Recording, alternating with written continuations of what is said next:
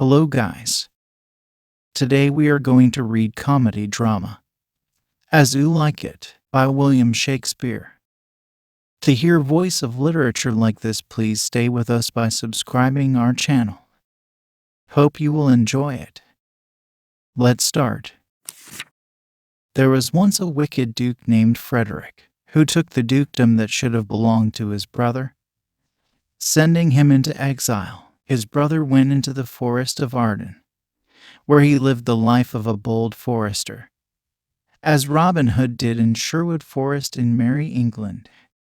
The banished duke's daughter, Rosalind, remained with Celia, Frederick's daughter, and the two loved each other more than most sisters. One day there was a wrestling match at court, and Rosalind and Celia went to see it. Charles, a celebrated wrestler, was there, who had killed many men in contests of this kind. Orlando, the young man he was to wrestle with, was so slender and youthful that Rosalind and Celia thought he would surely be killed, as others had been. So they spoke to him and asked him not to attempt so dangerous an adventure. But the only effect of their words was to make him wish more to come off well in the encounter, so as to win praise from such sweet ladies. Orlando, like Rosalind's father, was being kept out of his inheritance by his brother, and was so sad at his brother's unkindness that, until he saw Rosalind, he did not care much whether he lived or died. But now the sight of the fair Rosalind gave him strength and courage, so that he did marvelously, and at last threw Charles to such a tune that the wrestler had to be carried off the ground. Duke Frederick was pleased with his courage, and asked his name. "My name is Orlando, and I am the youngest son of Sir Roland de Boys," said the young man. Now Sir Roland de Boys, when he was alive, had been a good friend to the banished duke, so that Frederick heard with regret whose son Orlando was, and would not befriend him. But Rosalind was delighted to hear that this handsome young stranger was the son of her father's old friend. And as they were going away, she turned back more than once to say another kind word to the brave young man. "Gentlemen," she said, giving him a chain from her neck, "wear this for me. I could give more, but that my hand lacks means."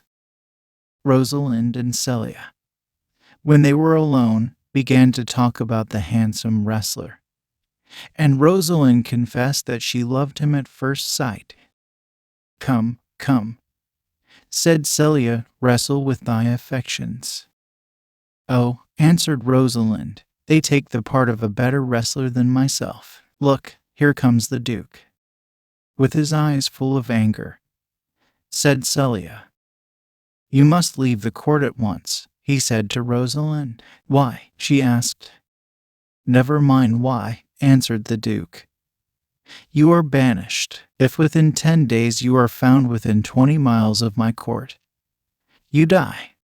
So Rosalind set out to seek her father, the banished duke, in the forest of Arden. Celia loved her too much to let her go alone, and as it was rather a dangerous journey, Rosalind, being the taller, dressed up as a young countryman, and her cousin as a country girl, and Rosalind said that she would be called Ganymede, and Celia, Aliena. They were very tired when at last they came to the forest of Arden, and as they were sitting on the grass a countryman passed that way, and Ganymede asked him if he could get them food. He did so, and told them that a shepherd's flocks and house were to be sold. They bought these and settled down as shepherd and shepherdess in the forest.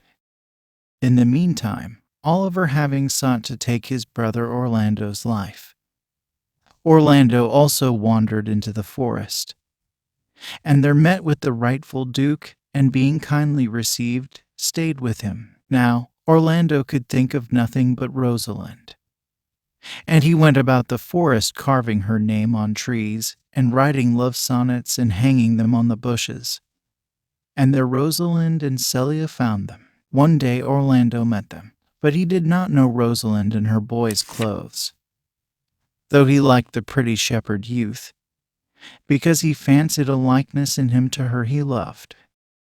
"There is a foolish lover," said Rosalind, "who haunts these woods and hangs sonnets on the trees. If I could find him, I would soon cure him of his folly."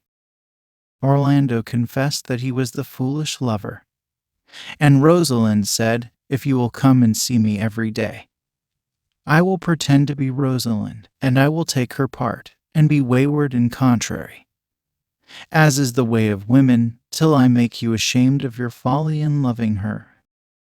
And so every day he went to her house, and took a pleasure in saying to her all the pretty things he would have said to Rosalind. And she had the fine and secret joy of knowing that all his love words came to the right ears. Thus many days passed pleasantly away. One morning, as Orlando was going to visit Ganymede, he saw a man asleep on the ground, and that there was a lioness crouching near, waiting for the man who was asleep to wake. For they say that lions will not prey on anything that is dead or sleeping. Then Orlando looked at the man, and saw that it was his wicked brother, Oliver, who had tried to take his life. He fought with the lioness and killed her, and saved his brother's life. While Orlando was fighting the lioness, Oliver woke to see his brother, whom he had treated so badly, saving him from a wild beast at the risk of his own life. This made him repent of his wickedness, and he begged Orlando's pardon, and from thenceforth they were dear brothers. The lioness had wounded Orlando's arm so much that he could not go on to see the shepherd, so he sent his brother to ask Ganymede to come to him.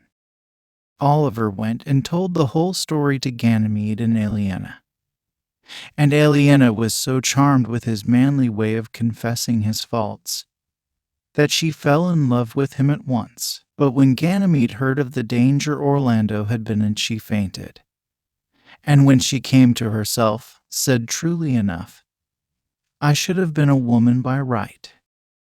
Oliver went back to his brother and told him all this, saying, "I love Aliena so well that I will give up my estates to you and marry her, and live here as a shepherd. Let your wedding be tomorrow," said Orlando, "and I will ask the Duke and his friends." When Orlando told Ganymede how his brother was to be married on the morrow, he added, "Oh, how bitter a thing it is to look into happiness through another man's eyes." Then answered Rosalind, still in Ganymede's dress and speaking with his voice, "If you do love Rosalind so near the heart, then when your brother marries Aliena, shall you marry her?" Now the next day the Duke and his followers, and Orlando, and Oliver, and Aliena were all gathered together for the wedding. Then Ganymede came in and said to the Duke, "If I bring in your daughter Rosalind, will you give her to Orlando here?" "That I would," said the Duke, "if I had all kingdoms to give with her." "And you say you will have her when I bring her?" She said to Orlando. "That would I," he answered, "were I king of all kingdoms." Then Rosalind and Celia went out, and Rosalind put on her pretty woman's clothes again, and after a while came back. She turned to her father. "I give myself to you, for I am yours. If there be truth in sight," he said, "you are my daughter." Then she said to Orlando, "I give myself to you, for I am yours. If there be truth in sight," he said, "you are my Rosalind." "I will have no father if you be not he," she said to the Duke, and to Orlando, "I will have no husband if you be not he." So Orlando and Rosalind were married, and Oliver and Celia, and they lived happy ever after, returning with the Duke to the kingdom. For Frederick had been shown by a holy hermit the wickedness of his ways, and so gave back the dukedom of his brother, and himself went into a monastery to pray for forgiveness. The wedding was a merry one, In the mossy glades of the forest, a shepherd and shepherdess who had been friends with Rosalind, when she was herself disguised as a shepherd, were married on the same day, and all with such pretty feastings and merrymakings as could be nowhere within four walls, but only in the beautiful green wood. That's all for today. Thanks for watching. If you enjoy it, please like the video and share it with your friends, and don't forget to subscribe. Goodbye.